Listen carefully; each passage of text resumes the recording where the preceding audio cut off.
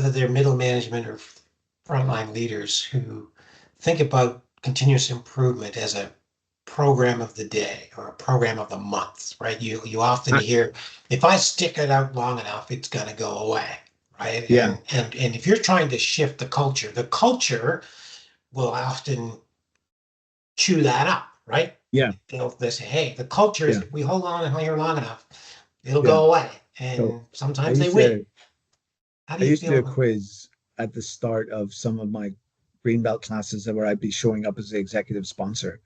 And I'd be like, so when was the first fishbone diagram done? When did the first pie chart get drawn? When was the first, QFD matrix? When did the first control chart? You know, and like some of these are from 2 centuries ago, you know, Hmm.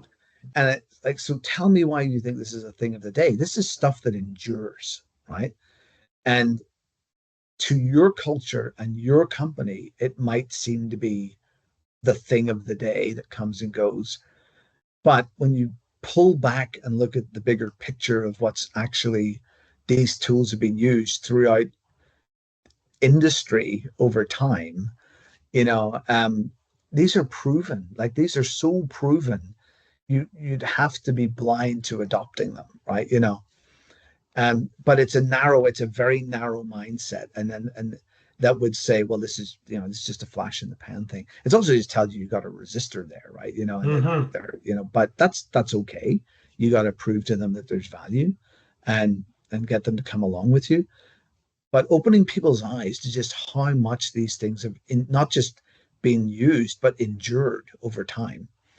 I remember when I went to training and it's almost like this light went on and I could see how what I was learning could be applied at my work. It was like, Yeah, wow, why have I not been doing this? Right? yeah. Right? That kind of moment. Do you think that that's needed in an organization for the culture to shift by a certain percentage of people, or is it going to be done by Well, if our elite? if our definition of culture remains valid, that it's our habits and our shared habits, then you need to get some mass there to start moving the culture. That and that's why I think it's so super tough to get it to be fully embedded in the culture, is because it's got to become that shared habit. So it's not only sufficient that Gary loves it and is bought in, is like, man, I'm applying this to everything I do and how I run my team. Unless it's a norm, it won't work. Well, you'll say it won't work. It'll be slower to change the culture. Hmm. Is to create norms, and I borrow some of yours, even Gary, right? Email norms. What's the protocol for emails? On our team, we will have these normative behaviors. This is how we'll use Outlook. This is how we will think about training and development. And because norms help create those shared behaviors. So normative things start to develop culture. I think Honda was really, really good at this, of saying there's just ways we do things, right? And they don't this adoption of not like don't keep thinking of the new thing to train people on. You train the same thing over and over, right? Hmm. Because this is it. You feel like what's the 7 basic quality tools. Everybody gets it, but we don't just train once. We train on that time and time again, so that like you're sitting through it, but you're mastering it now. Because this is like your Hmm. fifth time going through that reminder of this is actually how you do brainstorming properly.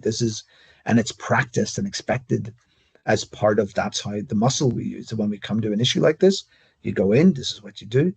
That's Um, really interesting. I'm yeah, working with a client right now that I help them in development of a frontline leadership training, and yeah, and they're cycling through 14 modules. And so yeah, what they do is the 14 modules continue to cycle through, and the senior leadership are in each of those modules. One of the yeah, senior leaders talks about the topic that they're talking Yeah. about. And so that could be, communication. It could be giving and receiving feedback.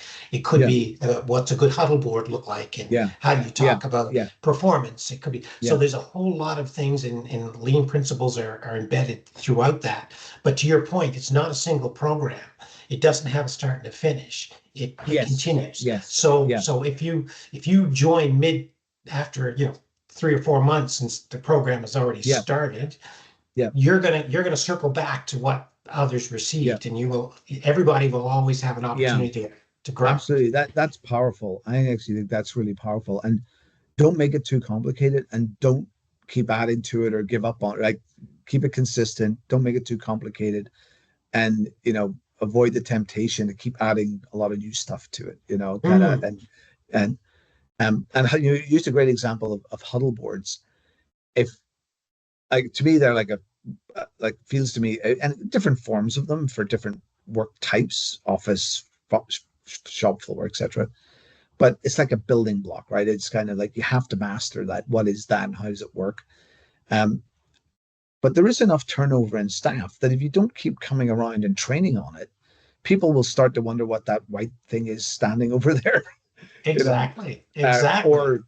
or they'll only know how to use part of it effectively because that's the bit they happened to be there when somebody who didn't know how to use it was practicing it, and that other person's gone now, right? And so knowledge attrition, people attrition, and knowledge attrition, Mm. even on the basics, does matter, right? Um, If you could have one piece of advice for a middle management or senior leader as it relates to supporting the shift to culture that you would want to share. uh, so I think it's interesting when you say the middle manager, right? Because and put you in that frame at one point, right? So the first time you got your training, you were probably middle manager I level. was. Yeah. And you're like, this is great, and you're passionate about it. You want to do it. But around you, there's your senior team are kind of a bit blah, or we're doing it because we're told to do it. Your team don't know it because they haven't had the training yet. And you might have an ally in the trainer or in a coach. You may got you got some support, but how are you going to change the culture of your team in that light, right? And uh, I think you can do it, but you do it by in microcosm picking one or two things, like an opportunity, right? Hey team, like, what's are the three things that are really we're getting beaten up on here? Where are we really behind? Okay, I've just been on, that's I've got this thing. I'm going to either you teach them it or you get someone in to teach them it. So now it's a norm. So you Mm, don't just jump in and say, hey, we're going to brainstorm this, we're going to do a 5 why, whatever it is, right? We're going to do plot a control chart. um hey, we're going to all learn this, and then we're going to apply it, and then we're going to stick at it. The danger is you're doing this, and if you don't have the support from above, you got to be super slick on containment actions. You want to be a little covert, a little Machiavellian, about, you know, hey, okay, let's put the fire out, or at least some of us, we got to put some energy to put the fire out, but we don't want that fire to happen again. So we're going to spend a little bit of our discretionary time figuring out how to stop the fire happening again. You can't let the fire rage because the culture around you isn't, you know, patient with that, right? So put the mm, fire out or deal with the fire, help your boss, but start to get your team there bit by bit, and then, like the flywheel effect, start to demonstrate that you can create excellence in your team, right?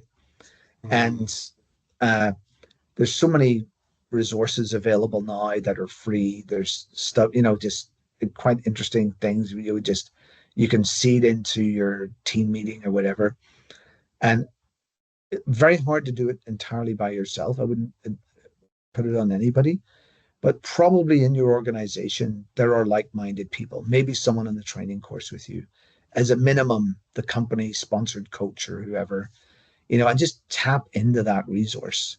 Mm. And you know and just kind of create that shining island that other little people will community go. of practice, little community of Yeah, little practice. yeah, little community of practice that Yeah. is going to have a go. And you know, and the bigger question, if you really believe in it and you really love it and you can't get anyone else to be with you, well, maybe you're in the wrong place, you know. Valid point. I hope you've enjoyed this series of mic drop insights and lessons from CI thought leaders with my guest, Ian Kerr of Canada Post, Vice President of Business Transformation. If you have, like and subscribe. Would love to have you as a part of our community. The whole purpose of this channel is to share with you industry experts and their experiences. If you have experiences you want to share, reach out to me. I'd love to have you as a guest on the program. Otherwise, like, subscribe, and continue to learn and grow. It's all about continuous improvement.